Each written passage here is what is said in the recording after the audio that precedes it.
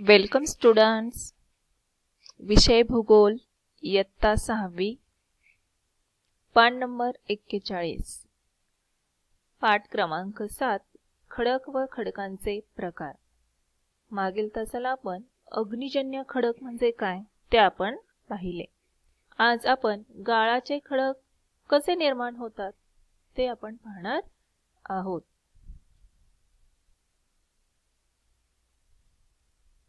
गाळाच्या खडकांची निर्मिती कशी होते तर तापमानामध्ये सतत बदल होत असतात आणि त्या बदलामुळे किंवा तापमानातील फरकामुळे खडक फुटतात.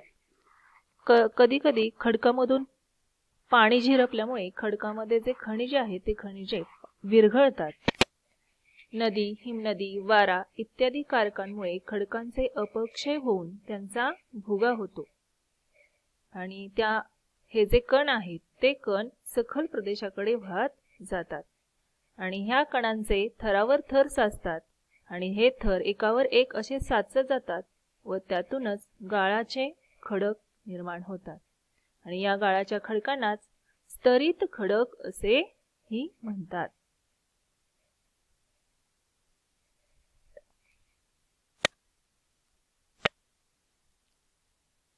त्यामुळे हे जे थर आहेत ते एकसंध होतात व त्यातून गाळाच्या खडकांची निर्मिती होते. आता या चित्रामध्ये बघा, हा जो खडक आहे तो गाळाचा खडक आहे, स्तरित खडक आहे.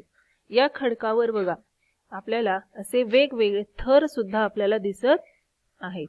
म्हणजे हे जे आहेत ते ही नदी, हिमनदी, वारा यातून वाहून आलेले जे कण आहेत ते कण एका थरावर थर साचलेले आपल्याला दिसून येतात आणि त्याखाली खालील थरावर प्रचंड दाब निर्माण झालेला असल्यामुळे तो थरावर थर साचले आणि त्याचा एकसंध असा दगड तयार झालेला आपल्याला दिसतो, खडक तयार झालेला आपल्याला दिसतो. या खडकाचे गुणधर्म काय आहेत? गाळाचे खडक किंवा स्तरित खडकाचे गुणधर्म. 1. स्तरित खडकामध्ये गाळाचे थर स्पष्टपणे दिसतात. या खडकामध्ये जर बघितलं तर गाळाचे जे थर आहेत ते आपल्याला स्पष्टपणे दिसत आहेत. हे खडक हलके व ठिसूळ असतात. गाळाचे खडक किंवा स्तरित खडक हे वजनाने हलके असतात आणि ठिसूळ असतात. 3. गाळाचे खडक सच्छिद्र असतात. 4. गाळाच्या खडकात जीवाश्म आढळतात. आता जीवाश्म म्हणजे काय तर ज्यावेळेस गाळाचे थर एकावर एक थर साचत असतात त्यावेळेस या थरांमध्ये कधी कधी मृत प्राण्यांचे किंवा वनस्पतींचे अवशेष गाडले जातात आणि त्यामुळे या गाळाच्या खडकामध्ये जीवाश्म आढळतात. उदाहरणार्थ वाळूचा खडक, चुनखडक, कंकाश्म किंवा शैल आणि प्रवाळ ही आहेत गाळाचे खडक किंवा स्तरित खडकांची उदाहरणे.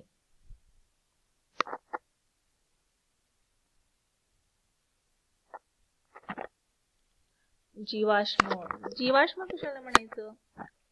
जीवाश्म म्हणजे काय तर गाडल्या गेलेल्या मृत प्राणी व वनस्पती यांच्या अवशेषांवर प्रचंड असा दाब पडतो आणि प्रचंड दाब पडल्यामुळे त्यांचे ठसे गाळात उमटतात व ते कालांतराने ठसे घट्ट होतात आणि यांनाच जीवाश्म असे म्हणतात. या चित्रामध्ये जर आपण बघितलं तरी काय दिसत आहे? माशाचे ठसे. म्हणजे ठसा कशाचा दिसतोय तर माशाचा किंवा प्राण्याचा ठसा दिसत आहे आणि याच्यावर प्रचंड दाब पडलेला आहे आणि हा ठसा जो आहे तो कशात उमटलेला आहे? गाळामध्ये उमटलेला आहे आणि तो घट्ट झालेला आपल्याला दिसून येत आहे. यालाच जीवाश्म असे म्हणतात.